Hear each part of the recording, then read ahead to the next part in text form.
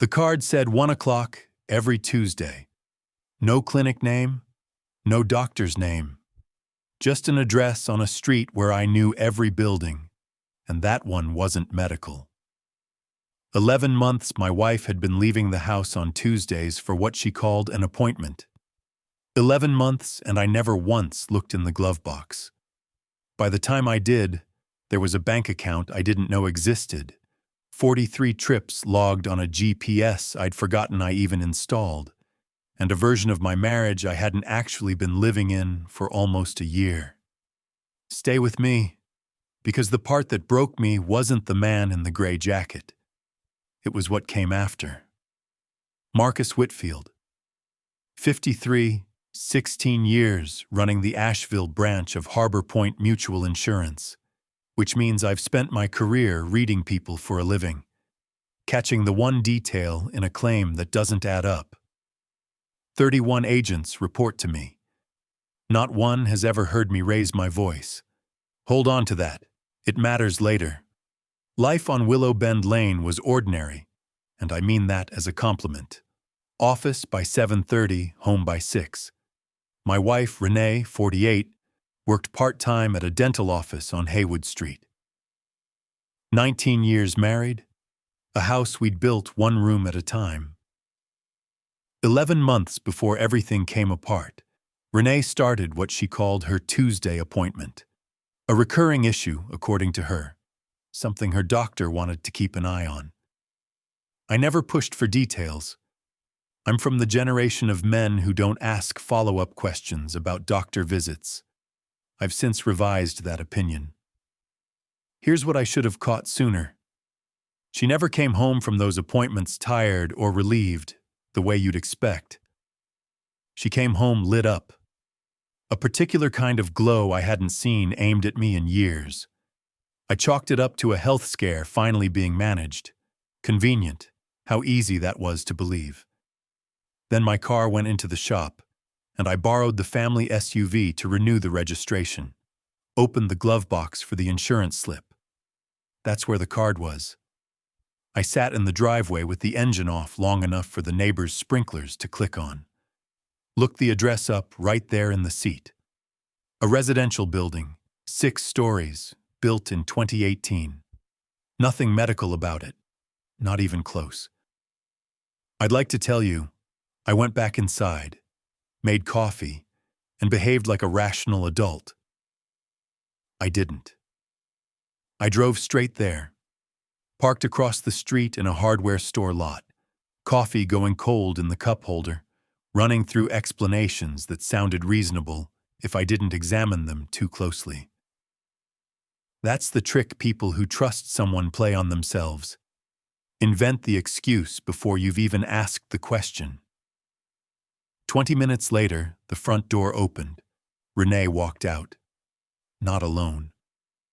Tall guy, maybe 50, a gray jacket I'd never seen in my life. He said something, and she laughed. Not the polite kind, the real one, the kind she used to give me, a long time back. His hand landed on her arm, just above the elbow. She didn't move away from it. 4 seconds. That's all it took to know everything I needed to know that afternoon. What I didn't know yet was how much further it actually went. I drove home in complete silence and called Pete Sorensen instead of my wife. Known him since we were 29, since a work conference in Charlotte where we skipped the networking dinner for the hotel bar. He picked up the way he always does, immediately. No small talk first. Hey, I need to tell you something. A pause. Pete's always been good at reading silence over a phone line. You sound like you drove somewhere you shouldn't have driven. I gave him all of it. The card, the building, the jacket, the laugh. Quiet on his end for a long moment. Then, you want me to come up there tonight? Not yet. Okay. Here's what you don't do. Don't confront her tonight. Don't confront her tomorrow. Call a lawyer before you say one word to her about any of this. I know. I know you know. I'm saying it anyway because right now you sound like a man who might forget. He wasn't wrong. He stayed on that call with me for almost an hour, at one point launching into a completely unrelated story about his neighbor's fence dispute. Somehow it helped more than sympathy would have. Next morning, I called Carol Vance, a family attorney off Merriman Avenue.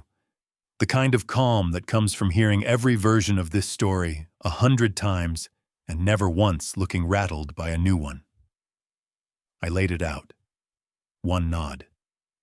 All right, let's talk about what you actually have and what you're going to need. 3 instructions. Don't confront her, act completely normal, and pull the GPS history off the SUV, an app I'd installed 2 years earlier for an entirely different reason. Renee had no idea it existed. 43 trips to that address, 11 months, arriving at 12:50, leaving between 3:10 and 3:40 every single time, like clockwork. Carol studied the export the way a contractor checks a foundation. This is excellent documentation.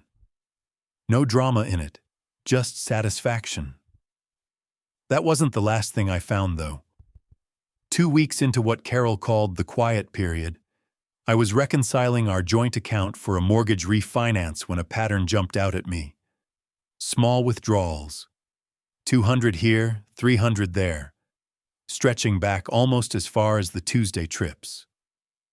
Added up over 11 months, it came to just under $6,000, moved out in pieces small enough I'd never have caught it if I hadn't been staring at every line on purpose. I wasn't just a man who'd been lied to on Tuesdays. I'd been quietly bankrolling it. Sit with that one for a second. I know I had to. For 4 weeks, I went home every night and cooked dinner like nothing had changed. Renee told me about a patient with strong opinions on flossing technique, and I nodded along and asked the right questions, running an entirely different life in my head the whole time. 16 years managing claims never prepared me for the poker face I held at my own kitchen table that April. The conversation happened on a Sunday morning. Carol wanted it done at home, calm, paperwork already filed. I'd submitted the petition that Thursday. Renee still didn't know. She was making tea when I came downstairs, sat at the table and said her name. She turned around. I set the card down in front of her, the one from the glove box, the one I'd been carrying around in my jacket pocket for a month. Her eyes went to it, then back to me. I walked her through it. Riverside Drive in March. The hardware store lot. The GPS records. The withdrawals. She lowered herself into the chair across from me and said my name. Quiet, like it was the only word left in her. I kept my voice level and kept it short. The paperwork was filed. She should find a lawyer of her own. She apologized, said it hadn't meant to become what it became, talked about feeling invisible for years before any of this started, and I let her get through all of it. Not because it changed anything, but because some part of me needed to hear it out loud. When she finished, I told her I believed she felt all of that I was sorry it had come to this. Then I told her to call her sister tonight. She did.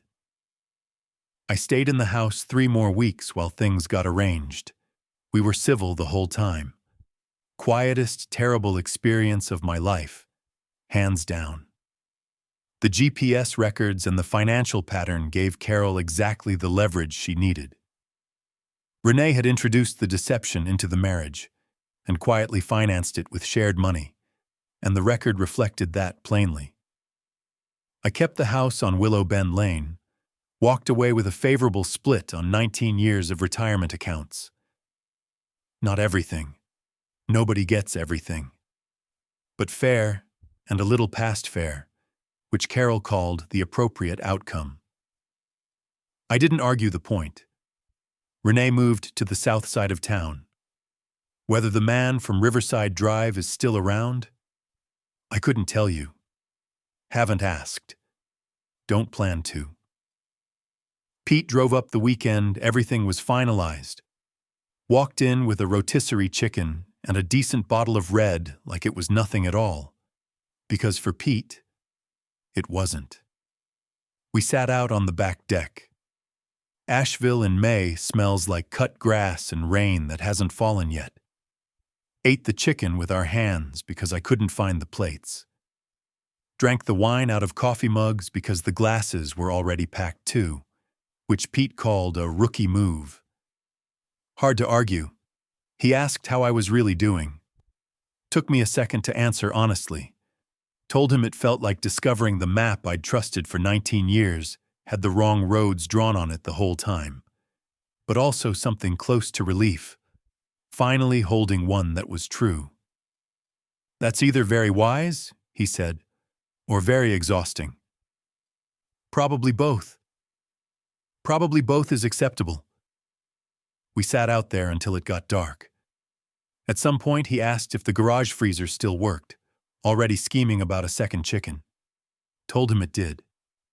He looked far too pleased about that. That's Pete for you. 19 years had just come apart in my kitchen, and the man was thinking about chicken. Wouldn't have him any other way.